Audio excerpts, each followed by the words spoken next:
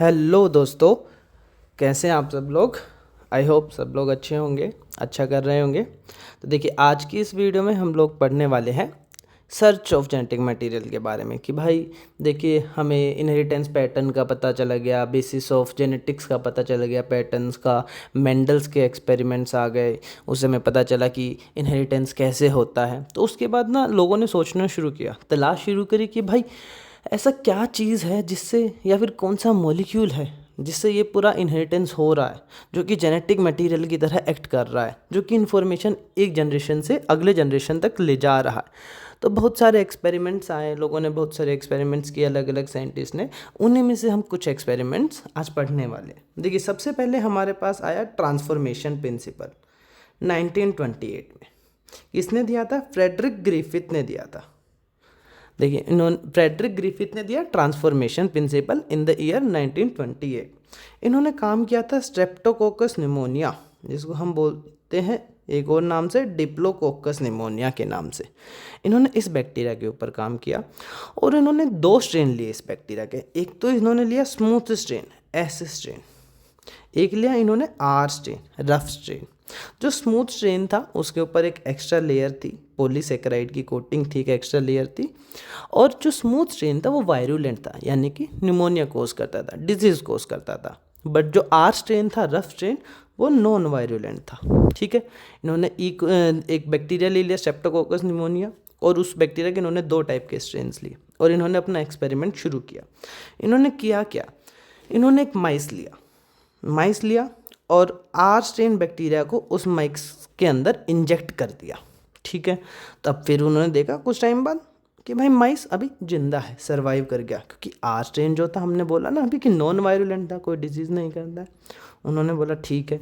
उन्होंने माइस के अंदर फिर ऐसे स्ट्रेन ऑफ बैक्टीरिया को इंजेक्ट किया। अब उन्होंने देखा कि जो चूहा था, जो माइस था, वो मर गया। ठीक है, अब उन्होंने थर्ड कंडीशन लिया। उन्होंने किया क्या, उन्होंने माइस के अंदर जो एस स्ट्रेन ऑफ बैक्टीरिया था ना, उसको पहले तो हीट किल किया, हीट की हेल्प से उस बैक्टीरिया को उन्होंने मारा। फिर उन्होंने इंजेक्शन में लिया और माइस के अंदर इंजेक्ट किया और माइस बच गया, माइस सरवाइव कर गया। फिर उन्होंने एक और फोर्थ कंडीशन ली। उन्होंने माइस के अंदर क्या क्या इंजेक्ट किया, एक तो फिर से हीट किल बैक्टीरिया लिया, ठीक है, और एक लिविंग आर स्ट्रेन बैक्टीरिया लिया, यानी कि आर स्ट्रेन वाले बैक्टीरिया को उन्होंने हीट किल नहीं किया था। आर स्ट्रेन वाला नॉर्मल बैक्टीरिया था, एस स्ट्रेन वाले को हीट किल किया था।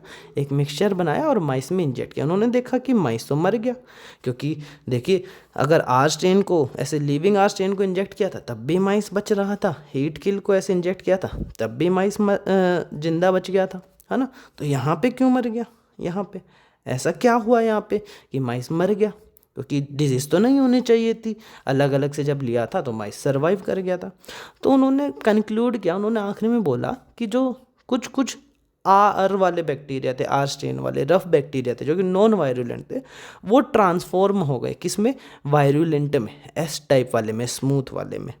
एंड उन्होंने बोला कि जो ये हुआ है, ये हुआ होगा कुछ, उन्होंने transforming substance R type bacteria ने एब्जॉर्ब कर लिया होगा एस टाइप के जो मैंने हिट किल किया, उसका जो बचा हुआ चीज़ा था उनमें से कुछ मॉलिक्यूल होगा जो आर स्ट्रेन वाले बैक्टीरिया ने एब्जॉर्ब किया और खुद को ट्रांसफॉर्म कर लिया एस वाले में, क्योंकि पॉलीसेकेराइड कोट बना ली अपने अराउंड भी, और वो एस टाइप की तरह बिहेव करे, और माइस में डिजीज़ हुआ और माइस मर गया। बट ग्रिफिथ ने यहाँ पे उस ट्रांसफॉर्मिंग सब्सटेंस का जो उन्होंने जिक्र किया, उनका कुछ भी बायोकेमिकल नेचर नहीं बताया। उन्होंने नहीं बताया कि ये डीएनए है, आरएनए है, प्रोटीन है या कुछ और है। बस उन्होंने अपना एक्सपेरिमेंट यहाँ पर छोड़ दिया कि भाई यहाँ पे कुछ तो ट्रांसफॉर्मिंग सब्सटेंस है जिसने आर स्ट्रेन को एस स्ट्रेन में बदल दिया और माइस मर गया। ठीक है, अब उसके बाद उन्होंने ये एक्सपेरिमेंट यहीं पे छोड़ दिया। फिर तीन साइंटिस्ट आए, एवरी, मैक्लियोड एंड मैकार्टी। इन्होंने क्या किया, उन्होंने बोला कि हम उस एक्सपेरिमेंट को आगे बढ़ाएंगे, जो बायोकेमिकल जो नेचर था इसका, ट्रांसफॉर्मिंग सब्सटेंस का, हम बताएंगे, हम ये जिम्मेदारी उठाते हैं।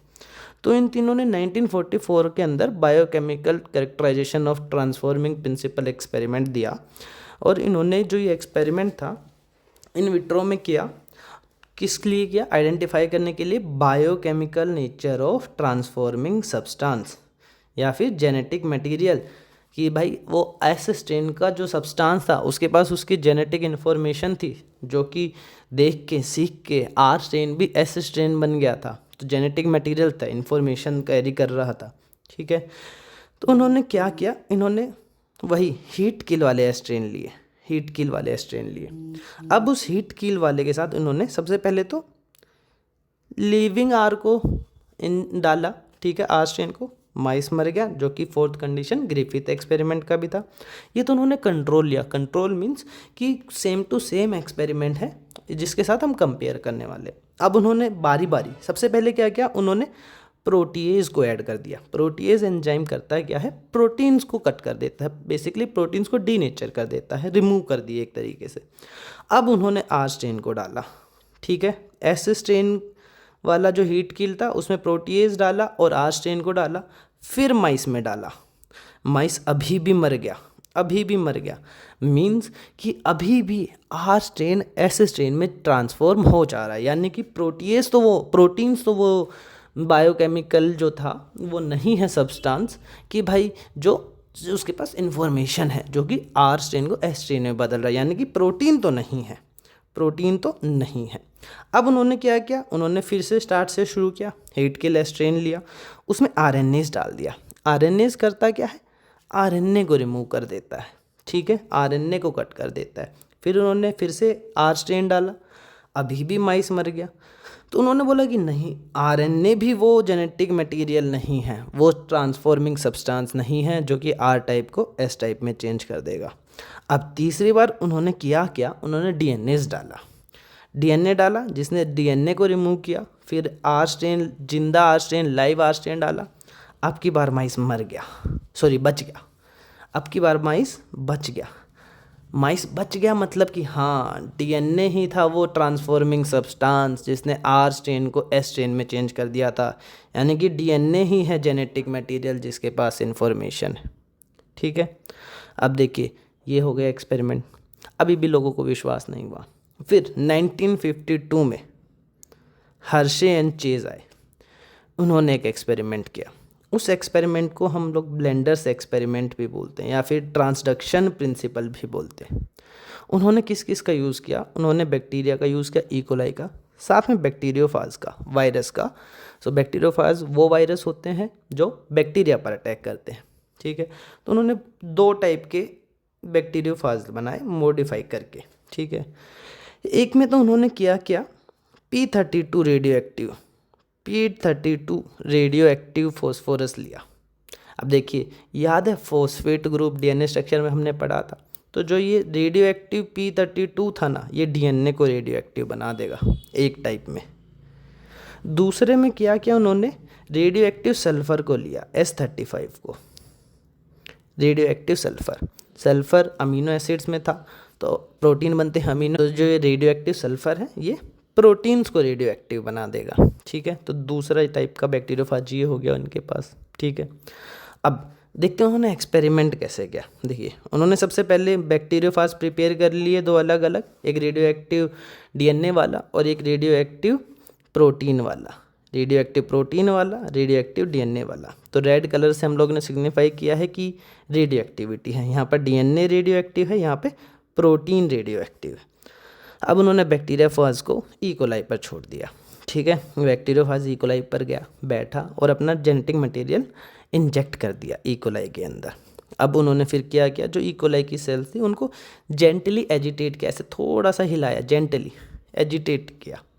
अब उस एजिटेशन की वजह से हुआ क्या, जो फाज पार्टिकल जो उसके ऊपर आके बैठे थे कि भाई जेनेटिक मटेरियल तो उसने अपना इंजेक्ट कर दिया होगा, जो बचा हुआ पार्ट था उनको नहीं पता कि क्या बचा है, उन्होंने बोला बचा हुआ पार्ट यहाँ से बैक्टीरिया के ऊपर से हट गया।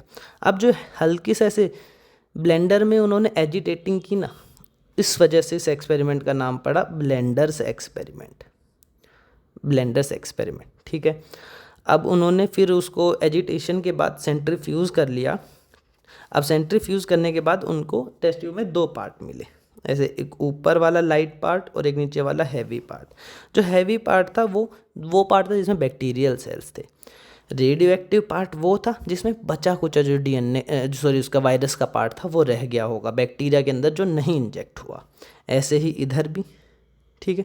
अब उन्होंने इसका रेडियो एक्टिविटी चेक किया, तो जो इस साइड वाला था ना प्रोटीन वाला, उसमें उन्होंने देखा रेडियो एक्टिव तो इसमें है, लाइट पार्ट में है, जो कि सेल के अंदर एंटर नहीं हुआ, यानी कि प्रोटीन तो कहाँ रह गया, ऊपर रह गया, वेस्ट वाले में रह गया, लाइट पार्ट में जो सेल के अंदर एंटर नहीं हुआ। और इधर जो सेल्स थी वो हैवी वाला जो पार्ट था वो रेडियो एक्टिव था, यानी कि बैक्टीरियल सेल्स के अंदर क्या एंटर किया, डीएनए एंटर किया। यानी कि एक जनरेशन से नेक्स्ट जनरेशन इन्फॉर्मेशन क्या ले जा रहा है, डीएनए ले जा रहा है। DNA is genetic material. और यहाँ से उन्होंने एक बड़ा ही अनइक्विफोकल और फाइनल प्रूफ दिया कि डीएनए जो है वो जेनेटिक मटेरियल है। ये था हर्शे एंड चेज का ट्रांसडक्शन प्रिंसिपल और ब्लेंडर्स एक्सपेरिमेंट। ठीक है, अब हमने देख लिया कि भाई डीएनए जेनेटिक मटेरियल है, तो थोड़ी सी प्रॉपर्टीज़ की भी बात कर लेते हैं जेनेटिक मटेरियल की। सबसे पहले प्रॉपर्टी होती है कि ये खुद की कॉपीज़ बना पाए, रेप्लिकेट कर पाए और खुद की कॉपीज़ बना पाए।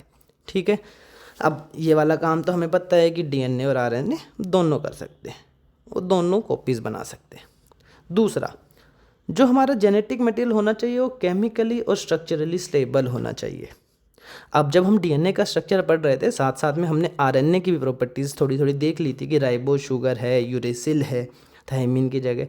अब हम बोलते हैं कि डीएनए जो है ना वो ज़्यादा स्टेबल है आरएनए से। क्यों? क्योंकि आरएनए के ऊपर एक एक्स्ट्रा ऑक्सीजन था राइबो शुगर में, जो कि इसको हम ज़्यादा रिएक्टिव बना देता है। ज़्यादा रिएक्टिव मीन्स स्टेबिलिटी कम। ऑल्सो आरएनए में ना यूरेसिल होता है, जबकि डीएनए में थायमिन होता है। जो थायमिन है वो ज़्यादा स्टेबल है, यूरेसिल है वो ज़्यादा रिएक्टिव है कंपैरिजन टू थायमिन। तो इन दो प्रॉपर्टीज़ की वजह से हम बोलते हैं कि डीएनए जो है स्ट्रक्चरली एंड केमिकली ज़्यादा स्टेबल है। अब कुछ और प्रॉपर्टीज़ हैं हमारे पास, जैसे थर्ड प्रॉपर्टी, भाई जो जेनेटिक मटेरियल है ना उसमें थोड़ा बहुत स्कोप तो रहना चाहिए। देखो म्यूटेशन का, तभी तो इवोल्यूशन होगा, म्यूटेशन होगी तभी तो इवोल्यूशन होगा। बट इतना भी नहीं कि रैंडम म्यूटेशंस होती रहे, ज़्यादा म्यूटेशंस भी नहीं, थोड़ा बहुत म्यूटेशंस का स्कोप चाहिए। तो आरएनए जो है वो अनस्टेबल है और उसके अंदर ज़्यादा म्यूटेशन होती है। डीएनए के अंदर म्यूटेशन होती है बट आरएनए के कंपैरिजन में स्लोअर रेट पे होती है, कम होती है। चौथी प्रॉपर्टी जो है, जो भी जेनेटिक मटेरियल हो खुद को ना एक्सप्रेस कर पाए इन फॉर्म्स ऑफ मेंडेलियन फैक्टर्स। ठीक है, मेंडेलियन फैक्टर्स हमने पढ़े थे ना, जो अभी हमें पता है कि अभी हम लोग बात करते हैं जीन्स की, है ना, अलील्स की, उनकी फॉर्म में वो उसमें हो और उनकी फॉर्म को एक्सप्रेस कर पाए, यानी कि प्रोटीन बना पाए। क्योंकि फाइनली तो हमें हमारे डीएनए से इन्फॉर्मेशन लेके प्रोटीन्स ही बनाने हैं, है ना, प्रोटीन ही तो वो एक्सप्रेशन है, तो खुद को एक्सप्रेस कर पाए। अब जो डीएनए है वो पहले आरएनए बनाएगा, फिर आरएनए से हम प्रोटीन बनाते हैं। और आरएनए जो है डायरेक्टली प्रोटीन बना सकता है, थोड़ा फास्ट बना सकता है। अब देखिए डीएनए जो है वो ज़्यादा स्टेबल है, तो इसीलिए डीएनए को विद इवोल्यूशन विद टाइम हमारी सेल्स ने अडेप्ट किया, प्रीफर किया कि हाँ भाई हम तो इसको जेनेटिक मटेरियल रखेंगे। ठीक है, आरएनए जो है वो ज़्यादा बेटर ट्रांसमिशन ऑफ इंफॉर्मेशन कर सकता है, बट हमें उसको स्टोर भी करना है, थोड़ा सा कम म्यूटेशन होना चाहिए, तो हम थोड़ा सा उसको प्रीफर करेंगे। डीएनए ज़्यादा स्टेबल है इसलिए वो जेनेटिक मटेरियल रहेगा। तो bacteria, fungi, protista, plants, animals, सब में हमें डीएनए दिखाई देता है जेनेटिक मटेरियल के तौर पर। तो ये सब था कि भाई हमें पता कैसे चला कि डीएनए हमारा जेनेटिक मटेरियल है, एक जेनेटिक मटेरियल की प्रॉपर्टीज़ क्या होती हैं, डीएनए को क्यों चूज़ किया सेल्स ने इवोल्यूशन के टाइम पे आरएनए के कंपैरिजन में। तो आज हमने ये सब पढ़ा। ठीक है, thank you so much, thanks for watching the video.